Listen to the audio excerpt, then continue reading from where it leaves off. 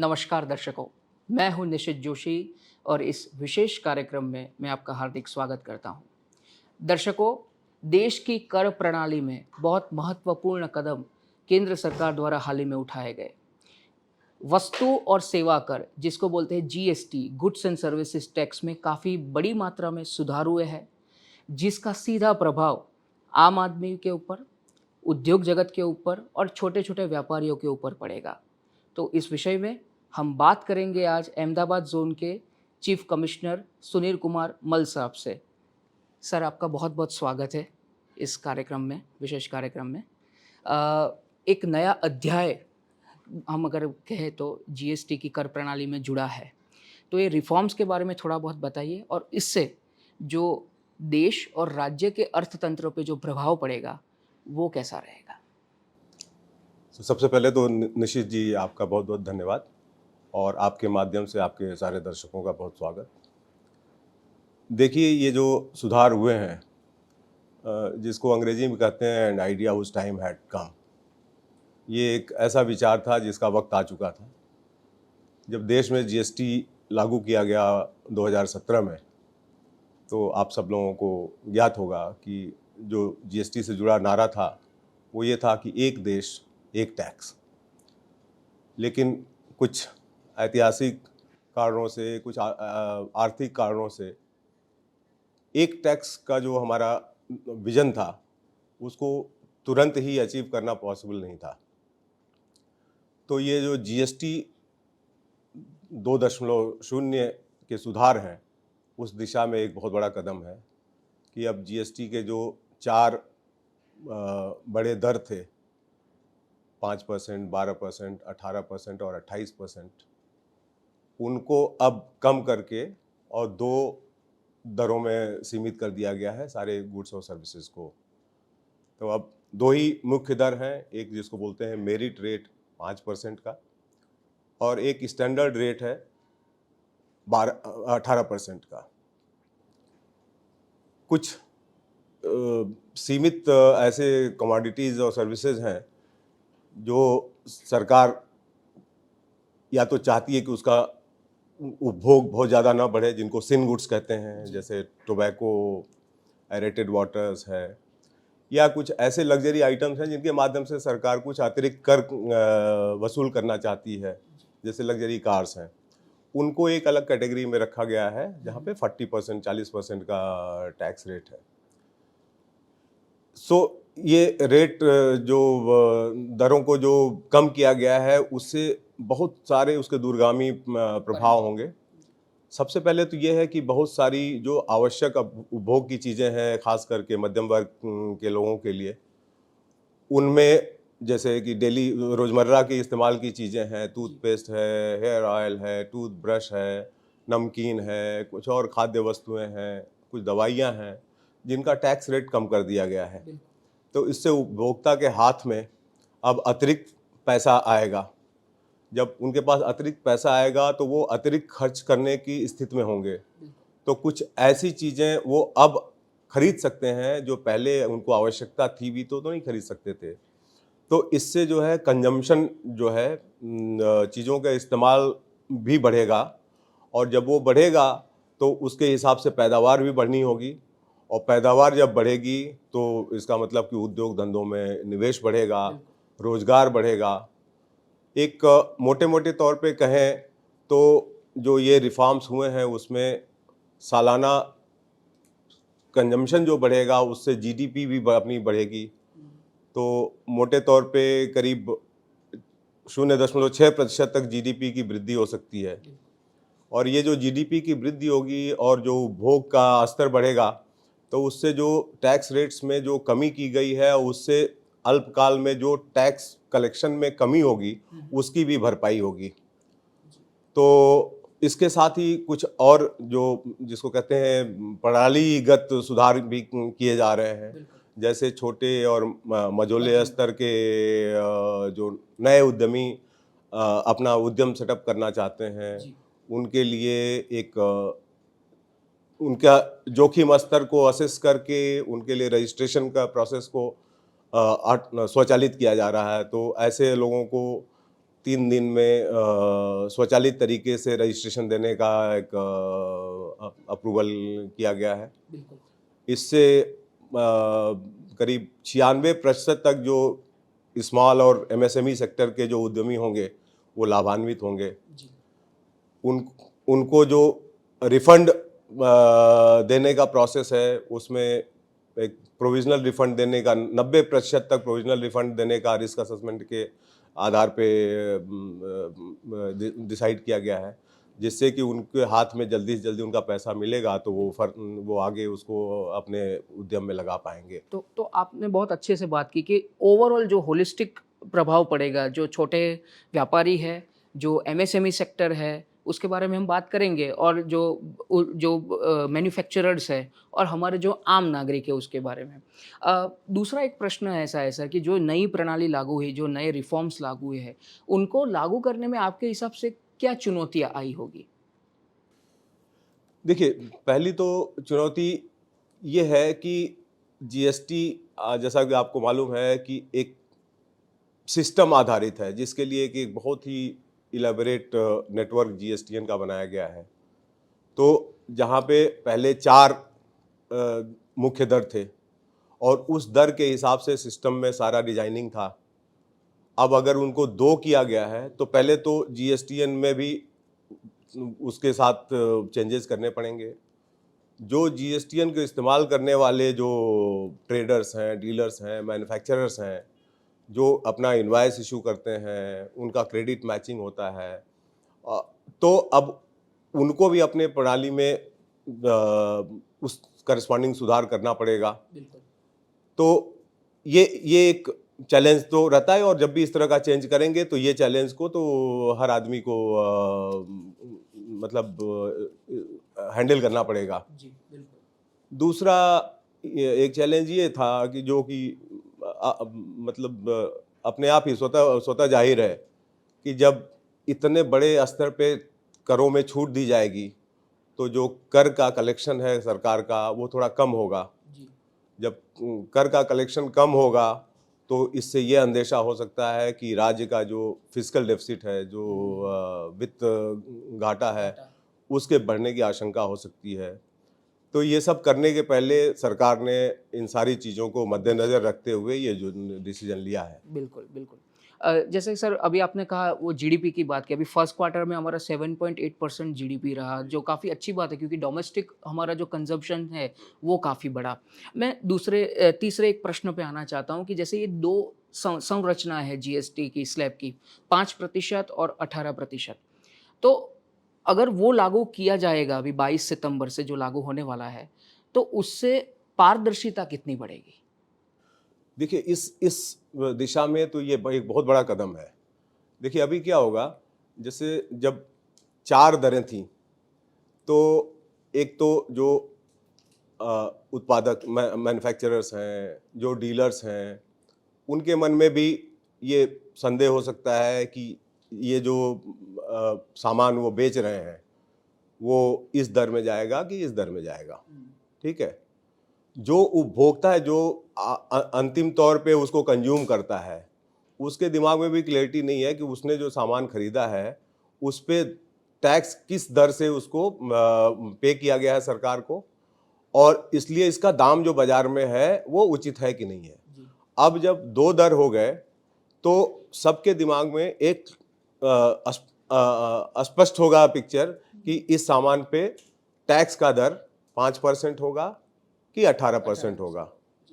तो जब ये पता रहेगा मैन्युफैक्चरर को भी और उपभोक्ता को भी, तो उपभोक्ता का टैक्स प्रणाली में विश्वास बढ़ेगा, और उपभोक्ता जो अगर लगता है पहले कि उसको बाजार में ठगा जा रहा है, टैक्स कुछ और पे किया जा रहा है, उससे कुछ और दिखाया जा रहा है और उसको नहीं समझ में आता कि एक्चुअली सही टैक्स इस पे कितना होना चाहिए, तो अब उपभोक्ता के दिमाग में भी ये क्लैरिटी रहेगी, क्योंकि 2 ही टैक्स रेट हैं और मोटा मोटी वर्गीकरण उसका 5% वाले टैक्स रेट में कौन से सामान है ये एक सूची है, 18% में कौन से उसकी एक सूची है। तो अब बहुत सारी चीज़ों को गड्ढमड करने की दिमाग में ज़रूरत नहीं होगी। तो इससे जो है जो टैक्स का कंप्लायंस है वो भी बढ़ेगा, प्लस जो टैक्स के जो झगड़े होते हैं क्लासिफिकेशन से रिलेटेड, कि उपभोक्ता जो मैन्युफैक्चरर या सप्लायर है उनको लगता है कि एक्स टैक्स भरना चाहिए, डिपार्टमेंट को लगता है कि ये इतना भरना चाहिए, डीलर को लगता है कि इतना भरना चाहिए, वो जो आपस में जो कन्फ्यूजन है वो भी कम होगा, तो झगड़े भी कम होंगे, तो इसके कारण से जो कंप्लायंस का जो कीमत है जी वो भी कम हो जाएगी। जी, बहुत अच्छे से आपने बात की है सर। एमएसएमईज़ की मैंने शुरुआत में किया था कि मैं इस प्रश्न पे आता हूँ। एमएसएमईज़ को कोई भी देश के अर्थतंत्र का बैकबोन माना जाता है। ये नई कर प्रणाली जब से लागू होगी या रिफॉर्म होगा, तो उससे एमएसएमईज़ को किस प्रकार से सहायता मिलेगी सर? देखिए एमएसएमईज जो है बहुत ही छोटे मार्जिन पे काम करते हैं, ठीक है, उनके पास बहुत बड़ा पूंजी नहीं होता है शुरुआत में इन्वेस्ट करने से, तो उनको जितनी भी राहत मिले पहले तो अपने उद्यम को लगाने में और प्लस उद्यम को चलाने में, ये बहुत ज़रूरी है। तीसरी चीज़ जो सबसे ज़रूरी है कि जब वो कोई चीज़ बनाते हैं तो बाजार में उनके खरीदार होने चाहिए और उन खरीदारों के पास वो आय का स्रोत होना चाहिए जिससे वो उन चीज़ों को खरीद सकें। ये जो सुधार है इन चारों फ्रंट्स पे एमएसएमईज का सहयोग करते हैं।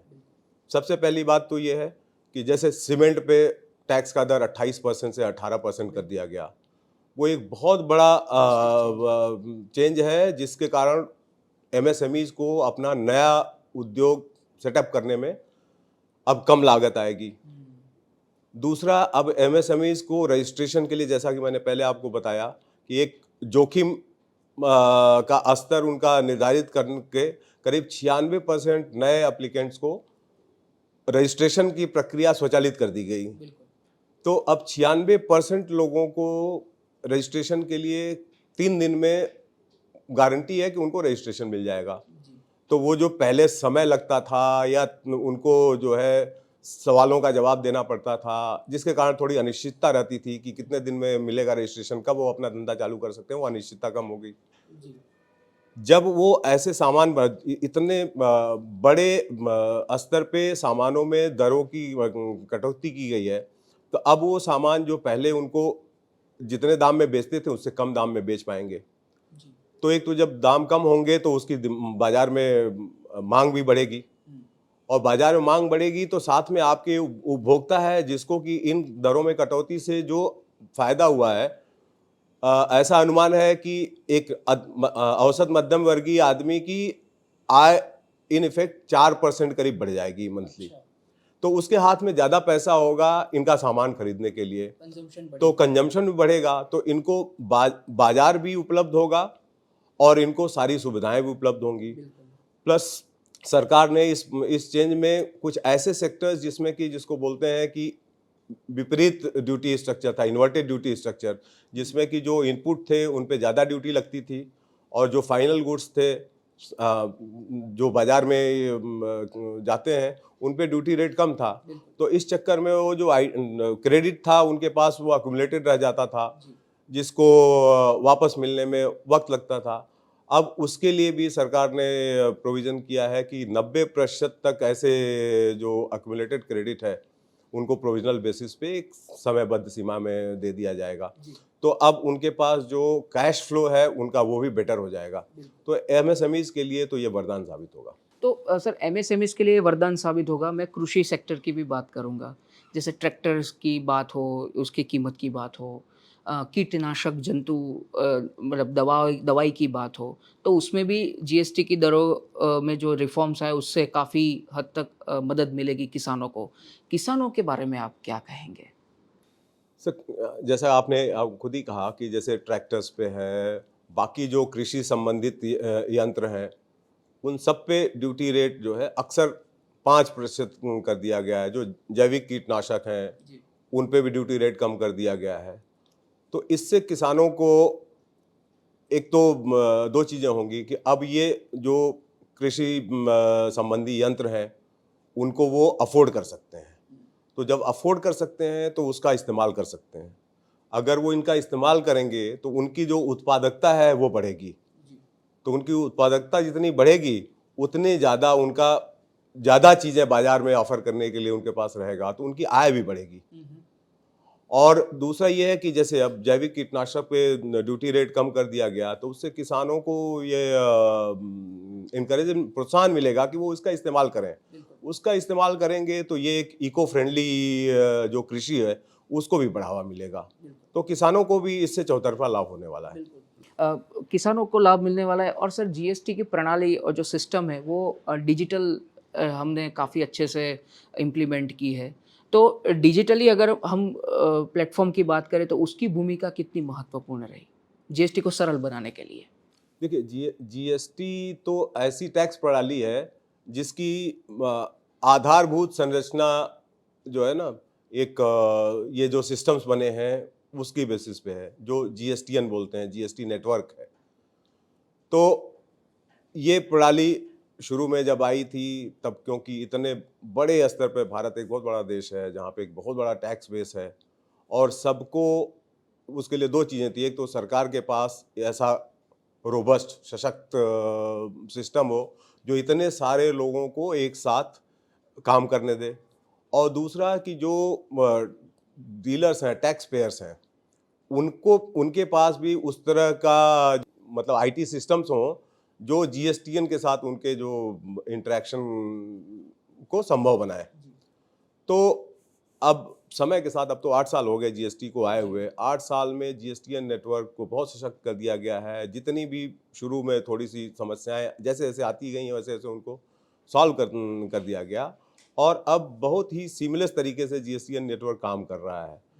तो अब ये इसमें जो आईटी सिस्टम है इसका, उससे जो डीलर्स हैं, टैक्स पेयर्स हैं, उनको बहुत एडवांटेज है। पहली बात तो ये है कि उनको जैसे क्रेडिट लेते हैं, इनवॉइस इशू करते हैं, अब वो सिस्टम अपने आप ही सारे डेटा सोर्सेज को टैप करके और उनका जो इनवॉइसेज हैं उस पर कितना क्रेडिट है, क्रेडिट मिलना चाहिए नहीं मिलना चाहिए, वो अपने आप वेरीफाई कर देता है। तो उसके लिए अलग से कोई वेरिफिकेशन करने की ज़रूरत नहीं होती है।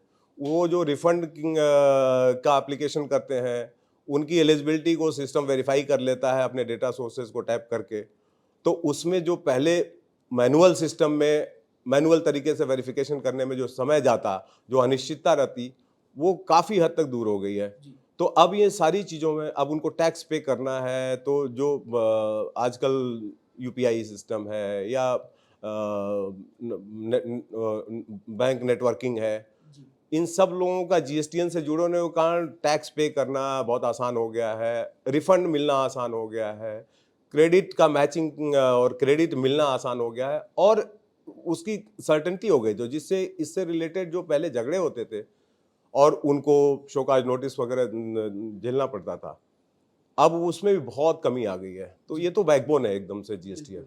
तो सर अभी जो जीएसटी के जो रिफॉर्म्स लागू हुए उसके अनुपालन के लिए जो हमारे जो एमएसएमईज है या छोटे व्यापारी है या जो मैन्युफैक्चरर्स है उनको प्रशिक्षण कार्यक्रम कोई चलाया जा रहा है अभी यहाँ से, या किस तरह के आने वाले दिनों में आपके अभियान रहेंगे इसकी अवेयरनेस के लिए? देखिए, जब से ये जीएसटी 2.0 जो रिफॉर्म जब 3 तारीख को जीएसटी काउंसिल ने उसको डिसाइड किया है, तो उसके बाद से ही हमारे जो central board of indirect taxes and customs है, सीबीआईसी, उसमें हर लेवल के ऑफिसर्स, मीडिया से, जो उद्योग संगठन है, व्यापार संगठन है, उनसे हर लेवल पे हर दिन वार्तालाप कर रहे हैं, कार्यशाला ऑर्गेनाइज कर रहे हैं, उनको सबको बताने के लिए इन सुधारों के बारे में, एक तो इन सुधारों में क्या है, उसका लाभ किस तरह से उठाएं, और उनसे इंटरेक्शन से अगर कोई उनके समस्याएं आती हैं तो साथ ही साथ उन समस्याओं का समाधान ढूंढने की भी प्रक्रिया है। तो इन सुधारों के क्रियान्वयन जो 22 तारीख से होना है, उसके पहले हम सब लोग का ये प्रयास है कि हर स्तर पे उपभोक्ता से लेके डीलर्स और टैक्स पेयर से, तालुका से लेके और जिले स्तर तक लगातार इंटरेक्शन कर रहे हैं हमारे ऑफिसर्स, और उनको एक तो एडुकेट कर रहे हैं कि क्या क्या हुआ है इसमें, उनसे जो मैन्युफैक्चरर्स हैं, जो डीलर्स हैं, जो टैक्स पेयर्स हैं, उनसे रिक्वेस्ट कर रहे हैं कि भाई जो टैक्स का बेनिफिट आपको सरकार ने दिया है उसको आप अपने उत्पादों का दाम घटा के आखिरी उपभोक्ता तक पहुंचाइए, और उनसे सुन रहे हैं कि उनको जो दिमाग में कोई अप्रहेंशन है, कोई समस्या है, तो उसको हम लोग अगर ऑन द स्पॉट क्लेरिफाई कर सकते हैं, क्लेरिफाई कर रहे हैं।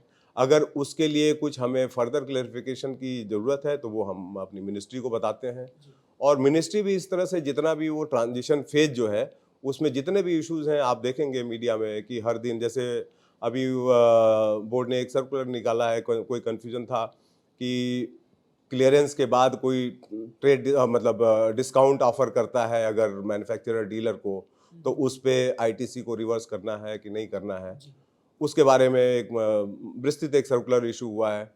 तो इस तरह से लगातार इंटरेक्शन कर रहे हैं हर लेवल पे। हमारे ऑफिसर्स भी, हमने 9 तारीख से शुरू किया था, और प्रतिदिन हमारे ऑफिसर्स गुजरात के अलग अलग हिस्सों में, तालुका और जिले स्तर पे इस तरह से उद्योग संगठनों और व्यापार मंडलों के साथ इंटरेक्शन कर रहे हैं। तो बहुत मिशन मोड पे पूरा ये कैंपेन चल रहा है और वो अवेयरनेस फैलाई जा रही है लोगों में।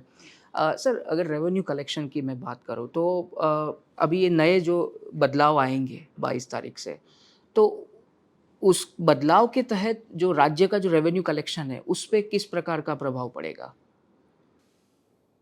देखिए, जब ये सुधार अनाउंस हुए तो वित्त मंत्रालय ने एक जिसको कहते हैं कि back of the envelope calculation, कि पूरे देश में करीब 48,000 करोड़ की टैक्स की कमी आ सकती है। लेकिन इसके पीछे एक प्रिजम्पशन ये है कि जो कंजम्पशन का दर है वो उतना ही रहे जितना पहले था। जैसा मैंने आपको पहले बताया कि जब चीज़ों के दाम घटते हैं तो उपभोक्ता है उसके हाथ में अतिरिक्त आय आती है, इन्फ्लेशन कम होता है। जैसे इन सुधारों से उम्मीद है कि इन्फ्लेशन 1.1% तक कम होने की संभावना है। तो जब इन्फ्लेशन कम होगा तो जो उनकी पैसे की खरीदने की ताकत बढ़ जाएगी। जो अगर आपके पास 100 रुपया आज जो कुछ खरीद सकता है, जब ये सुधार पूरी तरह से लागू हो जाएंगे तो उसी 100 रुपये में आप ज़्यादा चीज़ें खरीद पाएंगे, तो आपको परचेजिंग पावर बढ़ जाएगी। प्लस आपका इनकम ऑन एन एवरेज 4% एक एवरेज हाउस होल्ड की बढ़ जाएगी। तो आपके पैसे का परचेजिंग पावर भी बढ़ जाएगा और आपके पास अतिरिक्त आय भी आ जाएगी। तो आप उन चीज़ों को खरीद सकते हैं जो आप खरीदना चाहते थे पहले, लेकिन पैसे के अभाव में नहीं खरीद पाते थे। तो कंजम्पशन बढ़ जाएगा। जब कंजम्पशन बढ़ जाएगा तो ये जो टैक्स की कमी 48,000 करोड़ दिखती है, हो सकता है कि कंजम्पशन बढ़ता जाएगा तो ये 48,000 की कमी को दूर ही नहीं कर पाएंगे। हो सकता है कि हम लोग अतिरिक्त टैक्स भी जुटा पाएं। इसके साथ एक दूसरा बहुत ही जुड़ा हुआ पहलू ये है कि जब इतना सिंपल टैक्स स्ट्रक्चर कर दिया जाता है तो उसका कंप्लायंस भी बढ़ जाता है। तो हो सकता है कि ऐसे बहुत सारे लोग जो कि सिस्टम की कॉम्प्लेक्स होने के कारण अभी तक येन केन प्रकार जीएसटी नेटवर्क से बाहर थे और वो इनफॉर्मल तरीके से अपना धंधा करते थे, वो लोग भी एक फॉर्मल इकोनॉमी से जुड़ेंगे तो टैक्स कलेक्शन अपने आप ही बढ़ जाएगा। तो मैं तो पूरी तरह से आश्वस्त हूँ कि बहुत जल्दी इसका टैक्स पे भी एक पॉजिटिव इफेक्ट आएगा। बहुत बढ़िया, टैक्स पॉजिटिव इफेक्ट आएगा। और सर, दूसरा एक कुछ वर्ग में अभी भी जीएसटी को लेके कुछ भ्रम है, तो वो भ्रम को दूर करने के लिए आपकी तरफ से किस प्रकार के प्रयास किए जा रहे हैं अभी? देखिए, जब भी कुछ चेंजेस होते हैं तो सबके दिमाग में कुछ ना कुछ तो सवाल होते हैं। इन चेंजेस को भी लेके अब जैसे हम बात करें, जो मैन्युफैक्चरर्स हैं, डीलर्स हैं, मान लीजिए कि कोई ऐसी उत्पाद है जिसको कि डीलर ने खरीदा हुआ है मैन्युफैक्चरर से एक रेट पे, और अब 22 तारीख के बाद अगर वो बेचने वाला है और मान लीजिए उसका टैक्स रेट कम हो गया, मान लीजिए 0 हो गया, ठीक है, तो अब तो देखने में ये लगता है कि इस पे टैक्स खत्म हो गया और एकदम से ही उसका दाम कम हो जाना चाहिए। लेकिन जब डीलर ने खरीदा है तो डीलर ने तो मैन्युफैक्चरर को मान लीजिए 18% पे या 12% पे टैक्स दिया था, उतना उसको क्रेडिट मिला था 12% का। अब अगर टैक्स रेट उस उत्पाद पे 0 हो गया तो अब ये डीलर इस क्रेडिट जो उसने इकट्ठा किया उसका इस्तेमाल नहीं कर पाएगा। तो इस्तेमाल नहीं कर पाएगा तो उसके लिए तो ये एक लागत हो गई है। अब ये लागत को वो कैसे वसूल करेगा? अंततः तो जो कंज्यूमर होता है उसी पे सारा टैक्स का बर्डन जाता है। तो अब ये भ्रम इस सिचुएशन में ये भ्रम जो है उस डीलर के दिमाग में भी रहेगा कि वो अपने प्रोडक्ट को उसका प्राइसिंग कैसे करे, और जो उपभोक्ता होगा उसके भी दिमाग में भ्रम रहेगा कि इसने प्राइसिंग सही किया है कि नहीं किया है। तो इसी के लिए जैसे मैंने आपको बताया कि हमारा जो आउटरीच प्रोग्राम चल रहा है, इंटरेक्शन चल रहा है, इस तरह की चीज़ों के बारे में लोगों को एडुकेट करने के लिए कि ये भ्रम की स्थिति कम से कम हो, और जो भी भ्रम हो उसका शंका का निवारण तुरंत किया जाए। इसके लिए सरकार, सीबीआईसी और हर स्तर पर लोग लगे हुए हैं। तो सर, गुजरात में अभी कोई ऐसी सिस्टम आपने डेवलप की है कि जो भी विवाद हो, मैन्युफैक्चरर्स हो या डीलर्स हो, उनको ख़त्म करने के लिए एक प्रॉपर कोई चैनल शुरू की हो? देखिए, ये तो जीएसटी सिस्टम में जो विवाद समाधान का जो की प्रक्रिया है वो अंतर्निहित है।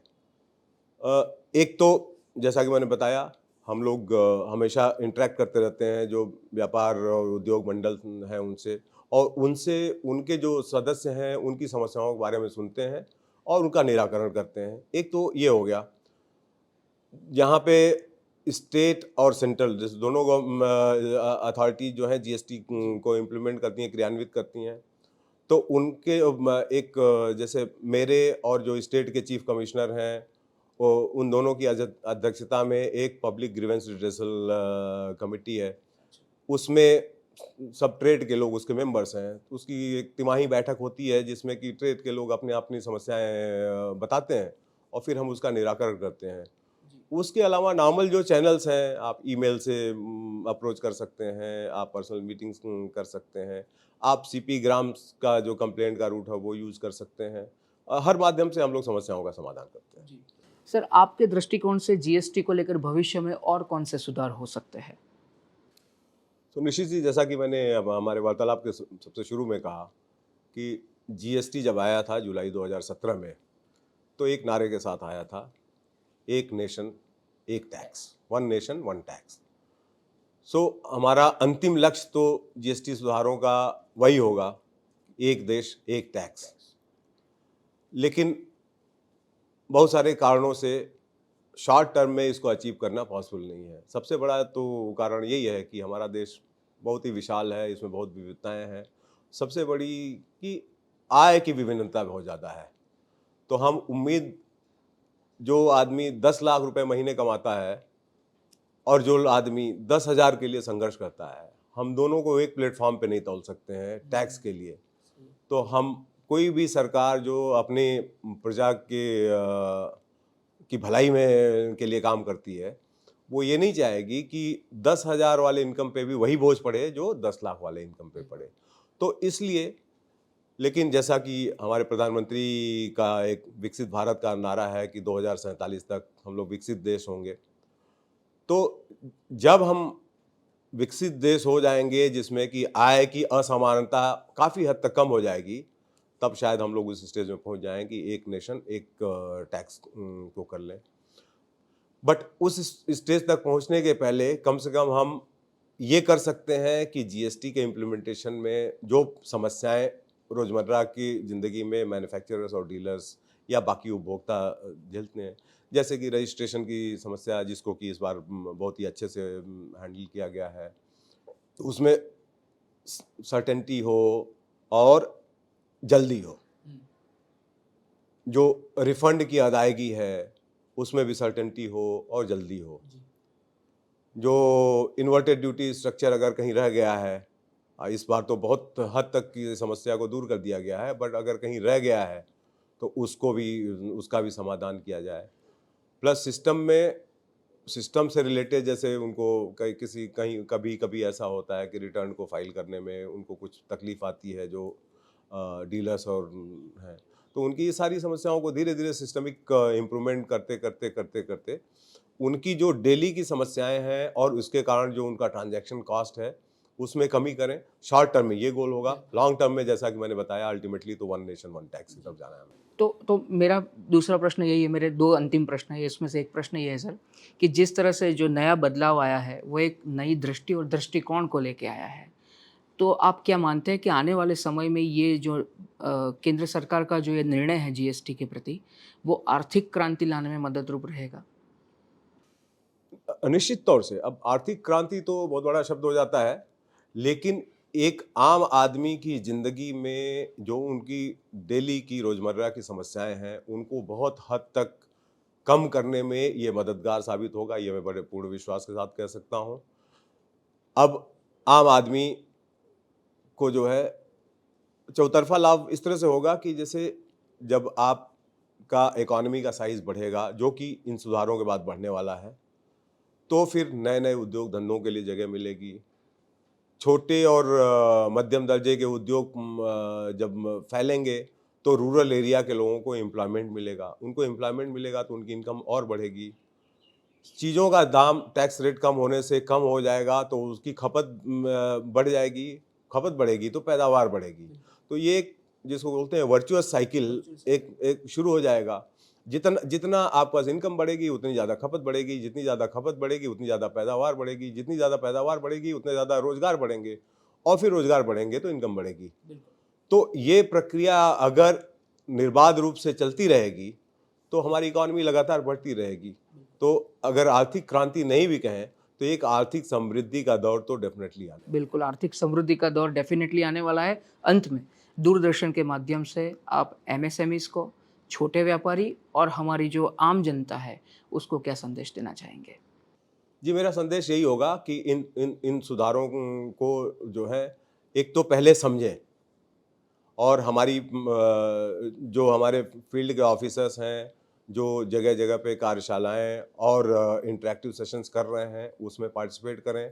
अपने मन में कोई भी संदेह हो, उसको जिस भी स्तर पे अधिकारी से मिलके करना चाहते हैं, मेल करना चाहते हैं, करें। उद्यमियों से मेरा आग्रह यही है कि जो सरकार ने इतनी भारी कटौती की है करों में, उसको आप ईमानदारी से उपभोक्ताओं तक उसका लाभ पहुँचाइए और उसको पहुँचाने में जो संक्रमण काल में जो कुछ भी आपके दिमाग में परेशानी या शक शुबा है, उसको आप हम तक पहुँचाइए। हम आप तक खुद ही पहुँच रहे हैं फील्ड में, हमें बताइए कम से कम, जिससे कि हम उसका समाधान ढूँढ सकें और इसका जो भी लाभ है उसको मैक्सिमाइज़ करें और उपभोक्ता को अल्टीमेट इसका जो बेनिफिट जिसके लिए डिज़ाइन्ड है वो पहुंचा सकें। इसमें हम और आप दोनों एक सहभागी के तौर पे काम करें। जी, तो सर दूरदर्शन से बात करने के लिए आपका बहुत-बहुत शुक्रिया। Thank you. Thank you. तो दर्शकों, ये थे chief commissioner CGST Ahmedabad zone के सुनील कुमार मल साहब, जिन्होंने कई पहलुओं पे हमारा मार्गदर्शन किया, हमें जानकारी दी। हम आशा रखते हैं कि ये जो जानकारी, ये बातचीत है, वो बहुत महत्वपूर्ण आपके लिए साबित होगी। इस विशेष कार्यक्रम में इतना ही। नमस्कार।